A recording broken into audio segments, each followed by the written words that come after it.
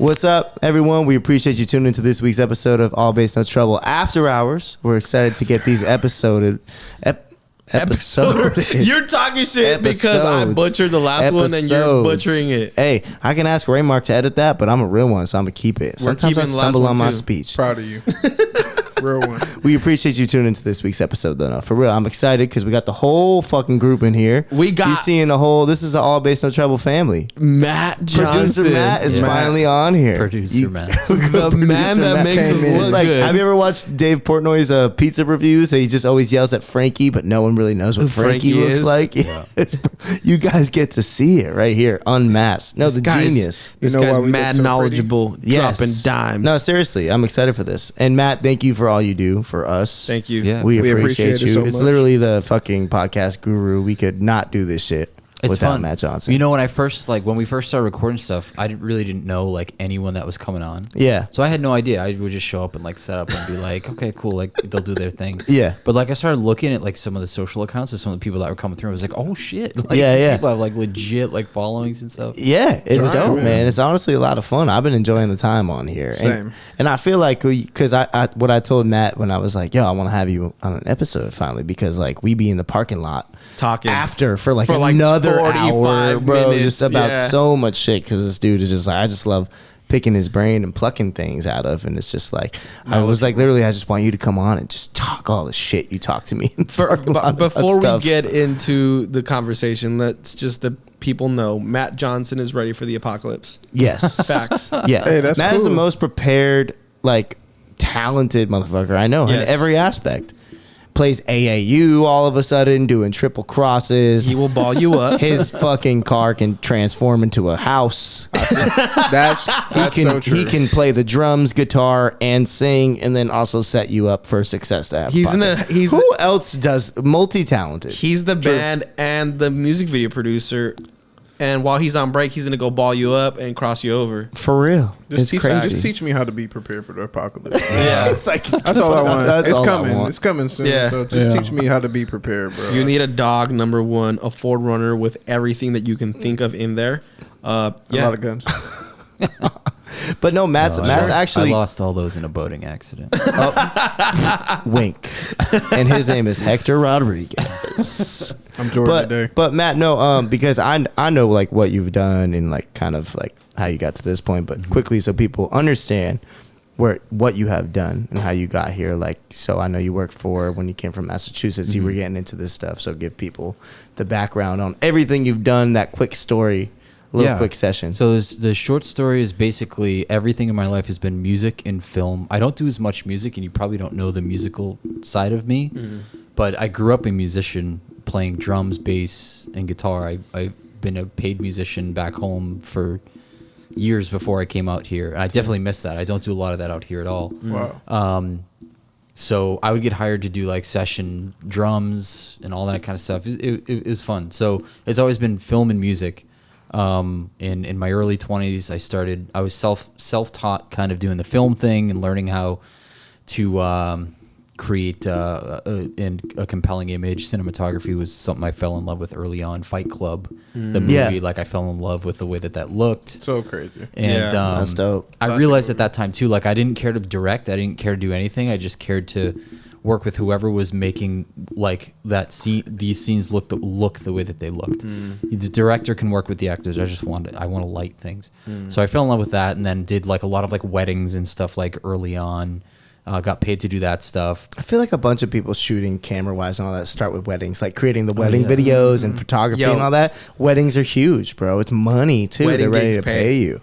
That's Both so interesting. Industries that I've been in, there's two avenues. There's the creative route that you can go that's like all about original creative art, and then there's the route that gets you paid early. The cookie cutter route. The cookie cutter. So not even so much cookie cutter. It's more like you're just trading your service for money, and you're like, this is awesome. So like with music, when I got out of high school, you know, I was the front man in my own like original band, and we did some touring around the Northeast and stuff. We cut a record. You have front man vibes for sure. Yeah.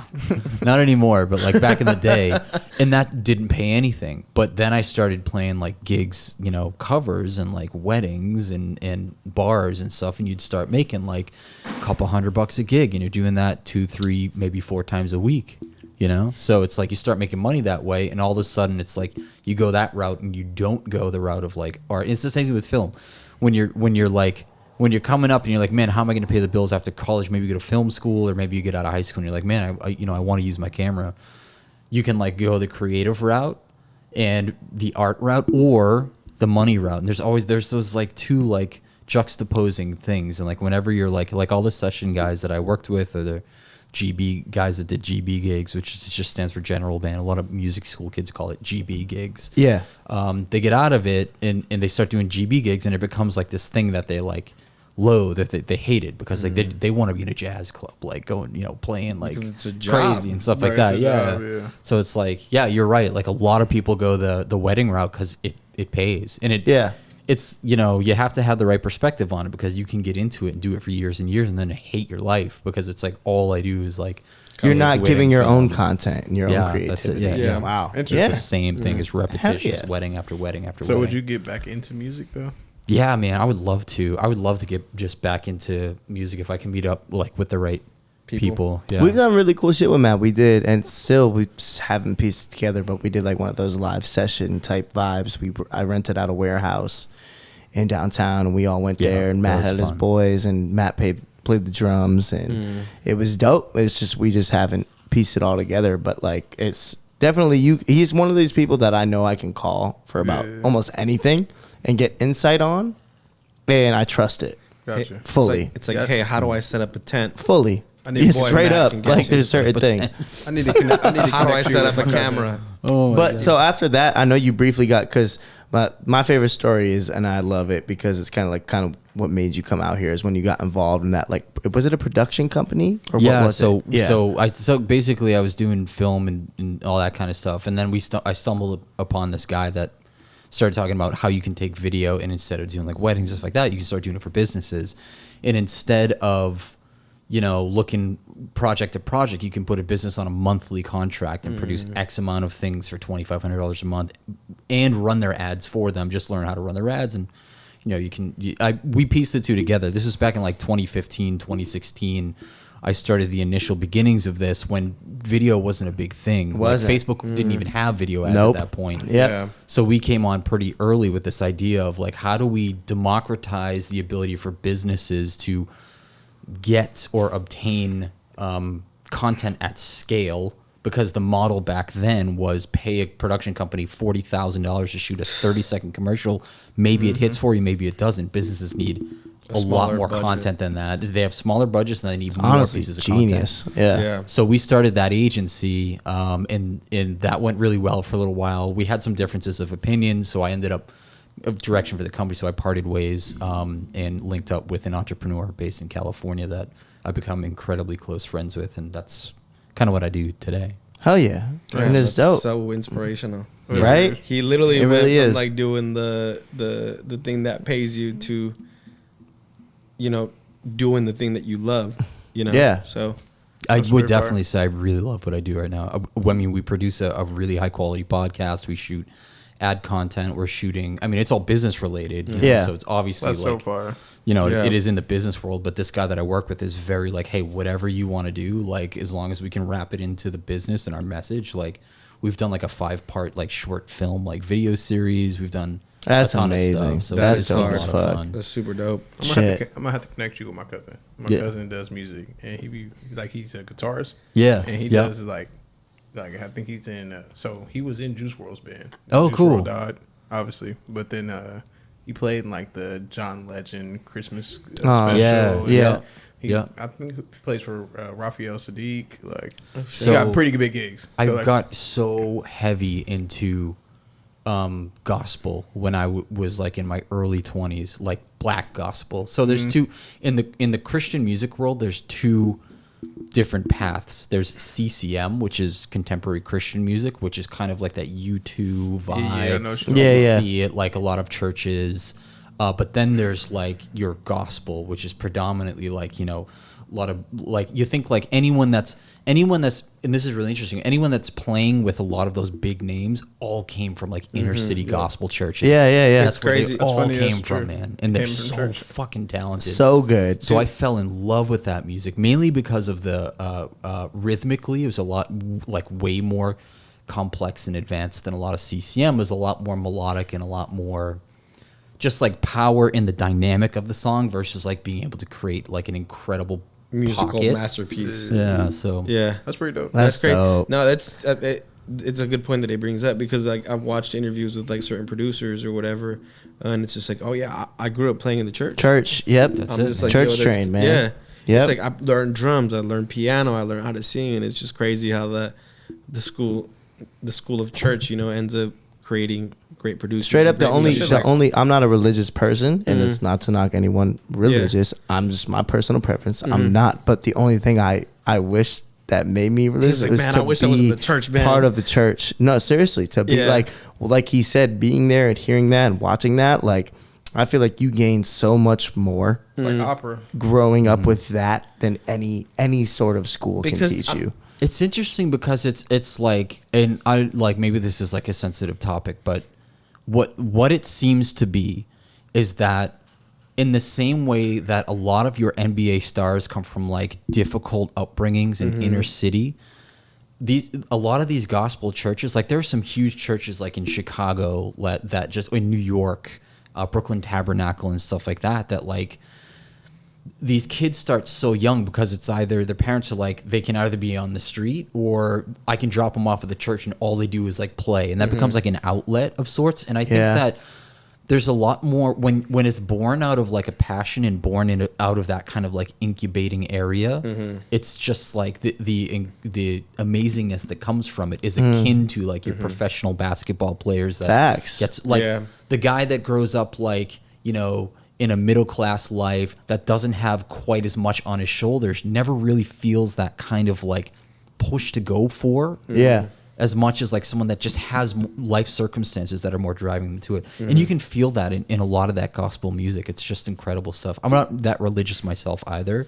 But just the like, music is like yeah, that's the only thing the I wish I music. was a part of. and Really, even like the way that a lot of the vocalists perform, it's just like you can Insane. feel Oh, yeah, it's so much more. the with it. energy, it's the passion. Like when they Yeah. sing, you feel.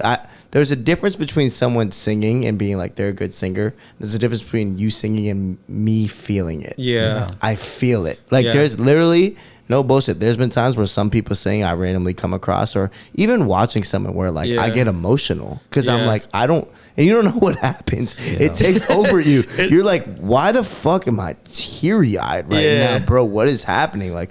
There's just something that sometimes a musician or how they sing Can take can you to make a you space. fucking Yeah. feel it. Yeah. And that's a gift. That's bro. very That's a true. huge gift. So that's what I mean, once I got into gospel, I just went into all things like R&B, neo soul. Yeah. I found I loved like Smokey Norfolk was someone I fell in love with very early. He's a really big name in the gospel world. And then I got into guys like Robert Glasper was huge for me. Talented. So like Wow. Chris Daddy Dave, like Yeah. I could not get enough of like watching these guys play. I mean, Music Soul Child was another one that I got into. Of course. So just like I just kind of exploded into that genre and I Damn. just fell in love with it. And I feel like music and production do tie together because we always tie music into whatever it is, someone's fashion or whatever. It's like you probably couldn't understand as much and all the stuff you did, like when you shoot like a music video for Row or any of this, it's like you semi understand it because of the musical background at the same time. You know what I'm saying? Yeah. And it's like just like crazy. It's Yeah. crazy to hear that. Like he was doing this and now he's perfecting this craft. It's just like sometimes it mind boggles me. Yeah. I gotta send you guys some videos because I feel like you guys would get like it'd be a trip to watch. There's this guy named Adam Neely on YouTube that I've been a fan of for a while. He's a Berkeley grad and all that, and he's got a huge YouTube channel. And he breaks down there. He does some really cool musical analysis, like on like Jay Dilla beats and stuff like that. Oh man. And he analyzes it from a really academic perspective, which is the way. I Which love is that. And I'm not on that level of understanding, but I have it like I understand like what's going on, and I have a thirst to know more. And it's really interesting to watch him break down like how like this whole like Dilla kind of like introduced this kind of like drunken like rhythm to like a lot of beats. Like you have beats that are straight fours that you can just feel that are like boom, And very, what's it called? On the beat. it's right with on the one and the metronome, two, but Dilla introduced this like drunken Yeah. Yep. Yep. So it's like he's like laying back in a pocket, and that all came about from like the way he was like using record players to like create like what he was it's creating. crazy. But there's actual notation around like Yeah. you can actually see these things written out, and it's like it's interesting because it feels sloppy, but the amount of understanding and like education you have to be able to like get to the point where To you pull can it like, off. play it Yeah. sloppy, but Oh my actually God. play it like in Yeah. a pocket like Chris Dave does. Yeah. It's just like insane. Questlove actually talks about that with Dilla, where he was like, they were essentially in a collective for a good amount of time. Yeah. And they would be going to the same studio. And I think Quest was playing drums on something that Dilla produced, and he wanted to get Quest to play over it. And Quest, being the great drummer that he is, was having a tough time being able to catch that pocket that Dilla had created. And he still, at the end of the day, that pocket was created manually because he didn't quantize anything. Correct. So That's- it's like, it was still a manual thing. Yeah, he was hitting drum pads, but they were still a manual thing. So the understanding of rhythms and all that stuff still needed to be there. And send me that channel, because I love looking at music that way, especially hip hop, because I feel like a lot of people downplay hip hop because of the lyrics of it and don't look at the musicality of it. So it's like Facts. and The layers. the layers behind So it. many layers. And it's like, where did it, like the understanding of where it came from. So and this is the question that really gets me is, because this is like throughout, this is like a really intriguing question to me is, did Dylan know what he was doing, or did he just do it? And then it's later on that all these guys started notating it and going like, wow, like look at what this guy is doing. The same can be said for Radiohead. If you guys have ever listened to Radiohead, this guy Johnny Green was a guitar player. A lot of people view him as like this revolutionary like guitar play. There's a lot of songs, like there's a song called Pyramid Song, and it's written in it's polyrhythmic, so there's no like straight, like it's not in 4, it's not 5 or 7, it rotates, and there's Reddit forums that just go for like hundreds of pages analyzing this song. That's crazy. Yeah. And then they're like, but Johnny doesn't have any formal training, so like the question is Did he is just he writing do this it? out, or is he just feeling it? And it's like the fact that there's people out there that have a gift to just feel it. I think it's feeling, bro. Yeah. I think Dilla and circle around and feeling, go, oh, yeah, you know what I mean? think anyone when they're in their craft and creating and they're doing something that big, it's a feeling. I don't think they sat there and said, "Y'all didn't figure this out. But I'm gonna do it like they this." thought it was going to be big. Exactly. right. I It's think just- the greatest musicians come from those people that are self-taught or just do everything by feeling, because I feel like a proper musical training and all that stuff, I think it corrupts you in the sense that you need to be within this box as far as music's concerned, right? You need to be in 4/4, you need to be in 3/4 or 4/3, whatever it is. You need to be in this key, you need to be in these Western keys, whatever it is, right? So I think it corrupts someone that, like you said, has a natural ability to create these rhythms, to create these melodies. Let's say, what's the guy from Radiohead, Johnny? Johnny Greenwood. Johnny Greenwood. Let's say he goes to fucking Berklee School of Music, right? Johnny Greenwood versus Berklee School of Music versus Johnny Greenwood raw talent. Johnny Greenwood Berklee School of Music probably wouldn't be able to do what Johnny Greenwood raw talent would be able to do, because it comes out of feeling, and you don't have that thing in your subconscious that There's the thing is being too like educationalized. I don't even know if that's a word, but like too critiquing too much. You're like, trying to be too much by This isn't the what I book. was taught. I can't do this. And when you're self-taught, you break the boundary, and that's where it's See, like. I used to feel that way, but I actually couldn't theoretically disagree with you more. And the reason actually takes us defining what we mean by great musician, right? So in the world of, you know, your like your Corey Henrys or your Robert Glaspers, it isn't them feeling. It's a combination. It's a combination of that natural feeling, but they are the most like they have the deepest understanding of music as the language as you'll like ever find. Jacob Collier's another great one. If you haven't heard of Jacob Collier, look him up. I have. Yeah, he's like on a lot and does a lot of producing and on like people you probably listen to. It's just the guy has like 4 Grammys and you've like never heard of him. Yeah. He's a savant. It's insane.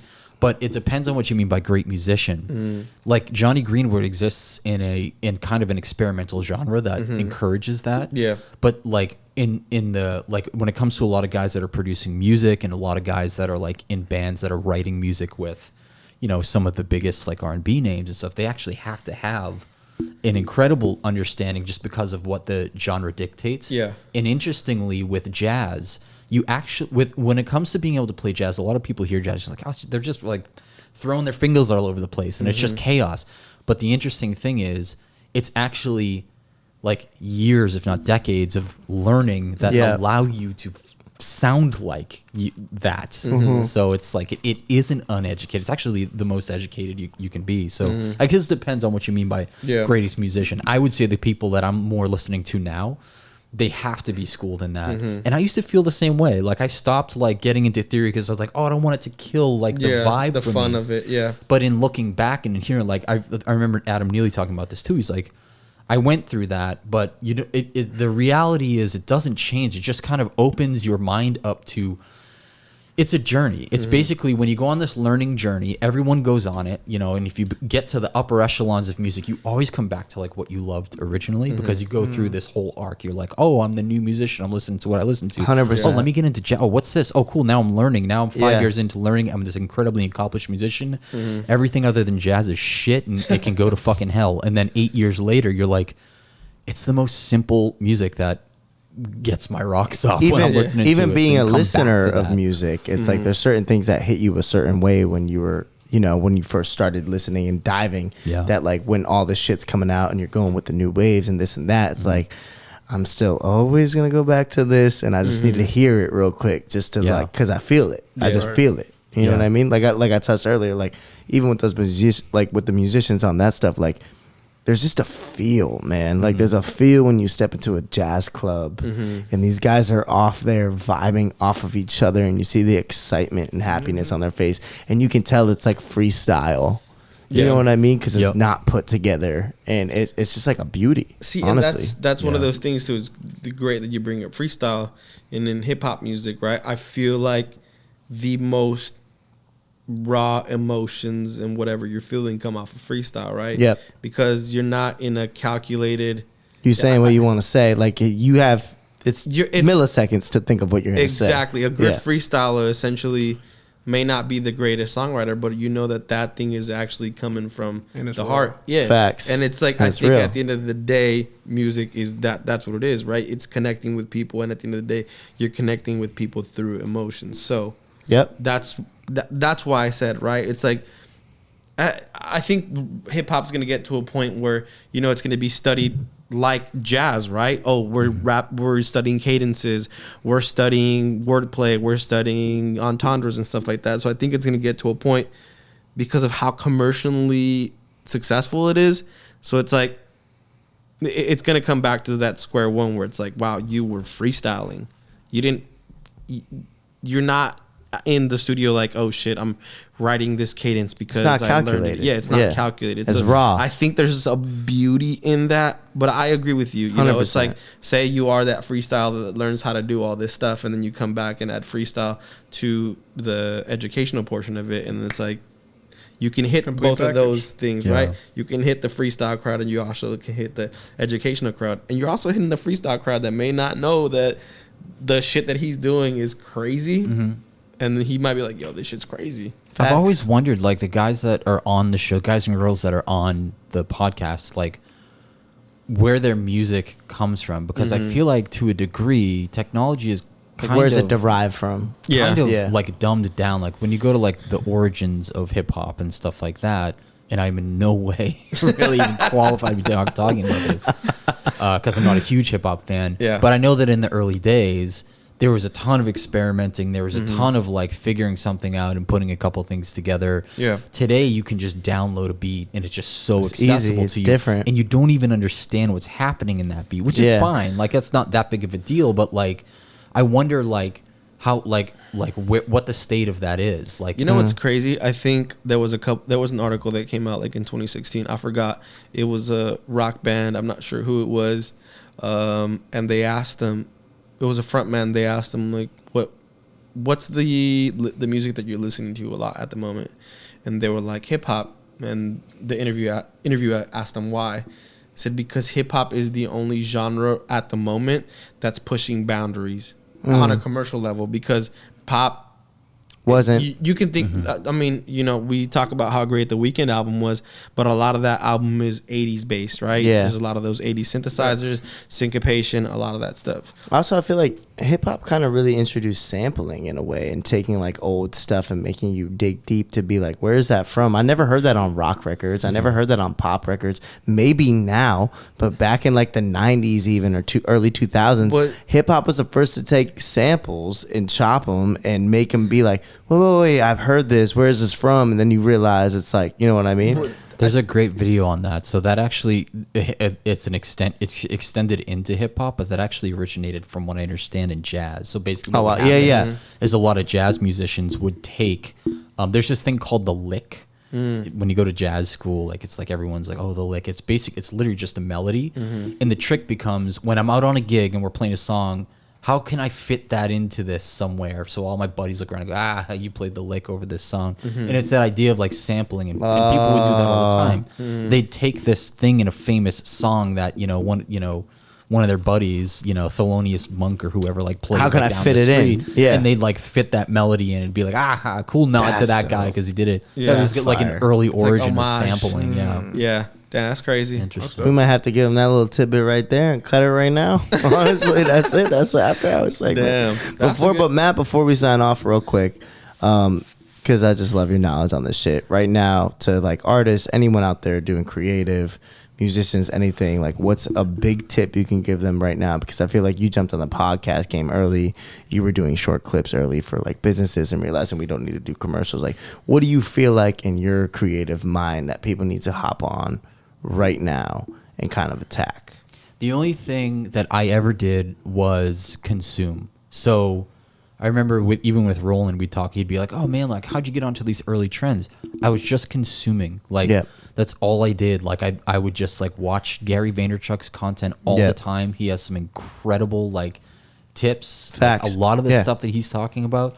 So it's all sitting right in front of you. It's just most people won't put the time in to consume. That's where we've seen success in adapting TikTok trends into ads for businesses. Like we started doing that, and people started, they're getting people to opt in for their free X, Y, and Z for, $3 less than the competition because they weren't consuming. So the biggest thing is be a consumer on social media. One of the coolest episodes I ever heard of this digital marketing podcast, and it makes total sense, is a lot of people that are in music, if you're a musician, no matter what genre, hip hop, rock, whatever, you have to understand that you're a business and you have a product. But the way that you present that product, when most people think of themselves as a business, is backwards. They go into like, okay, well, how can I sell this? What are some deals that I can ink up, this, that, or the other? Yeah. When the reality is the people that like hit it and get famous are just the most popular people at the party. Like that's all it is. So with these digital this podcast, Perpetual Traffic, they basically were talking about how do you attract attention online, and essentially what they broke it down to is envision yourself at a party. Like, how are you going to introduce your product or service, your music, whatever it is, at a party? You're going to walk up to someone and be like, what's going on, man? I got this new single I just dropped. Like, oh, by the way, my name's like Mark. Like, have you checked it out? Like, you can go get it here on my Bandcamp or my whatever. Like, it's free. Oh, I dropped a new video. Like, that shit doesn't fly. Like, you want to walk up to someone and be like, what's going on, earlier. Brandon? Presentation How are you, of it. bro? Yeah. Like, I hope you're well, man. What are you into, man? Oh, I love hip hop. Oh, dude, so have you seen this video? oh, dude, that's awesome, dude. If you have a second, like, I just did like a cover of that. Like, go check that out, man. Like, Yeah. when you have a second, you just have to be the coolest dude at the party. Be like Yeah. someone that Gotta can be friendly. socialize. That's it. Like, stop selling, stop trying to push your product, and just consume, be on a platform, and start interacting with people. I would also encourage people to do covers. People sleep on covers. 'Cause, Yeah, you like, should do covers. Dude, like, in country, right? You guys have probably heard this. In country, it is like, it's a thing of pride when someone writes a song for you that you literally just go and sing. You talk about that. Oh, Reba or something wrote this song, and I was just so honored that I got to record it. But in hip hop, it's shameful if anyone's out Yeah. writing your shit. It's like, See, and I don't agree. ego. I don't agree that. I don't agree with that part of hip hop. I think songwriting needs to be more. Man, That's just why start Drake's your doing favorite. covers, man. That is why he's my favorite. He's a genius with that. What, Drake? Yeah, Drake. I never heard, who's Drake? I never heard of him. From Drake and Josh. Drake and Josh. Oh, okay. yeah, Drake yeah, Bell. got it. You know he plays the guitar too. He just caught a case. Consume and That's and, it. and start doing covers. Consume and do covers. CCs. But I just kind of to piggyback off what you said, being the coolest dude at the party, we talked about this earlier with Styles, was that you got to know the DJ to be the coolest guy at the party. 'Cause Yeah. The DJ's going to play your song. Just be presentable, man. Yeah. Like make everyone Be your friend. have everyone like you before you ever put someone. There's been people that I've known for months before they go, wait, you work in music? But I saw you on your Instagram from Yeah. your post, and I go, oh yeah, check him out. And those people listen. Yes. Because now I didn't put it on them. You know what I'm saying? Like those an people that organic do way. that shit, it's an organic way that they see it. Because the minute you go, yeah, I'm a rapper, no one takes you serious. No. But the minute I go, yeah, I manage my, no one takes me, no one's listening to me. When they go consume it on their own and be like, bro, that shit was dope. Who is that? Yeah. Oh, bro, that's my boy. I manage him. Like Yeah. here, I can send you the Spotify if you want to check it out. Bro, dope. Thank you. But now I get screenshots sent to me. So that's it. Consume. Organically. Yeah, Consume. man. No one gives a shit about your product. Yeah, at the end no, of the day. for real. So figure Let out a 'em get way. Figure out a way to be the dude at the party that'll get you the foot in the door to actually start attracting an audience. Be the dude at the party. Be the cool dude at the I party. like that. Yep. There it Yeah, is. that's a good fucking end quote. And we're just going to have now weekly after hour episodes with Matt. I've Yeah. decided. Because it can go forever, Matt is every mad single time. knowledgeable. I love music, For man. real. I really do. We love it. great. You got to get back into music. You guys got bro. to meet the whole Sure. crew tonight too. So Yeah. thank y'all. But that's it. There's one episode down for After Hours, all Bass No Trouble. We appreciate y'all tuning in each week. Remember to subscribe, like, comment. Just love us, please. We need the support. Facts. We don't really, but it's appreciated We if would you do love it it. because I do this because I love it. Yeah. That's it. Cool, Consume. Matt. Thank you. Appreciate it. You're Thanks mad for having knowledgeable me. about music and about everything. Thanks You for make having me us on look this great. podcast. Then let me know when the edits are done. I'll put them out on my social. Yes, we'll finally get all Bass No Yo. Trouble on Matt's social. He's Let's about to go. He's about to become an influencer and shit. Should. Drum influencer. Oh man, we appreciate you guys. That's this week's episode of All Bass No Trouble After Hours. Peace. Peace. Yeah.